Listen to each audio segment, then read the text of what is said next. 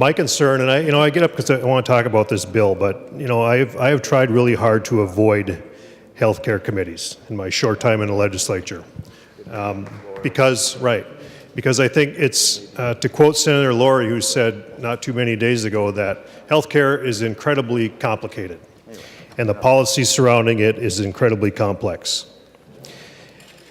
And I listened to the debate very closely tonight because I have to go back and answer to my constituents. And I have to tell them about what I hear here on the floor because I don't have the opportunity to hear what's happening in committee all the time. And my constituents are coming to me and saying, we elected you to solve a problem, solve a whole host of problems, really.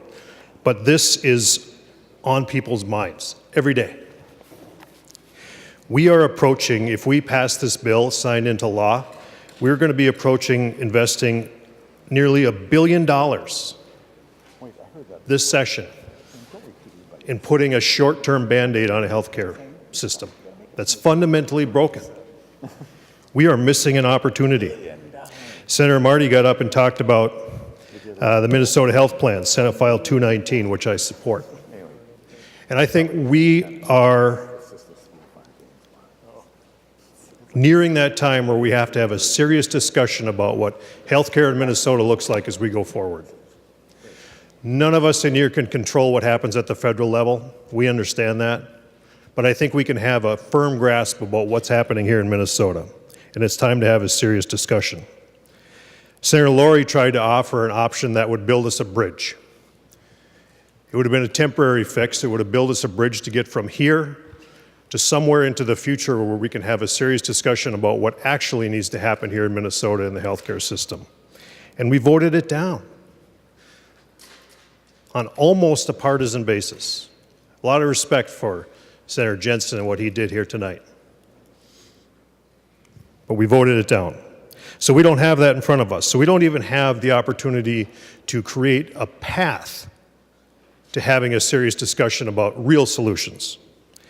So I ask you, I don't know what you're hearing, but what I hear from my constituents is really simple stuff. They don't want to get deep in the weeds on the policy. Here's what they say. They say, you know what? Healthcare has become unaffordable. My premiums are too high. And I say, well, we're working on things. We're going to try to bring down the cost of premiums, at least in 2017. They say, it doesn't matter.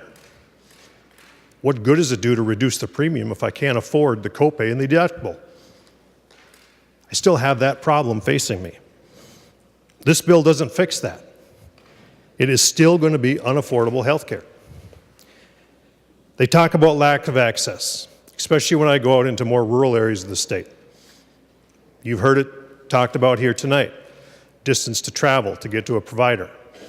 It's unacceptable. It's 2017. And we've got people that are traveling 1 to 2 hours away from their homes to get access to health care. This bill does not fix that problem. There is no guarantee in this bill that will fix that problem. Our emergency rooms are overridden. I told you I avoid healthcare committees, but I have spent a career in public safety. And for the last 27 years, I have spent many shifts responding to incidents where people need help, and I'm happy to do that. But I will tell you this, from the time that I started 27 years ago, we have seen an 800% increase in emergency medical calls. If you want to understand what's causing the problem with healthcare, if you want to understand what's driving up the cost of healthcare, go to the emergency room and spend a few hours. You all have the opportunity to work alongside 2 excellent physicians that will tell you these very same stories. But I can tell you it from the street perspective.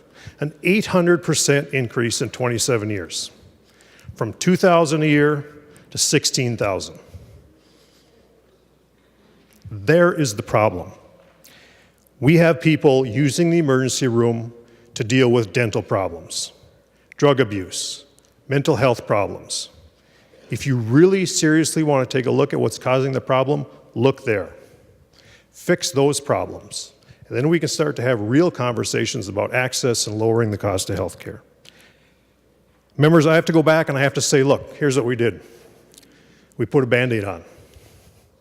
And it's not even a Band-Aid that begins to scratch the surface.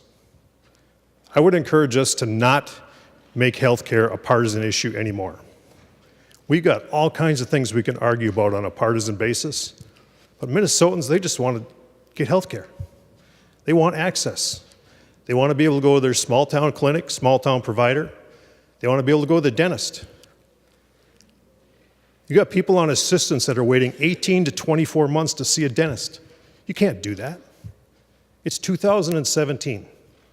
We live in the United States of America, and we have people that can't get access to a dentist. There's something drastically wrong.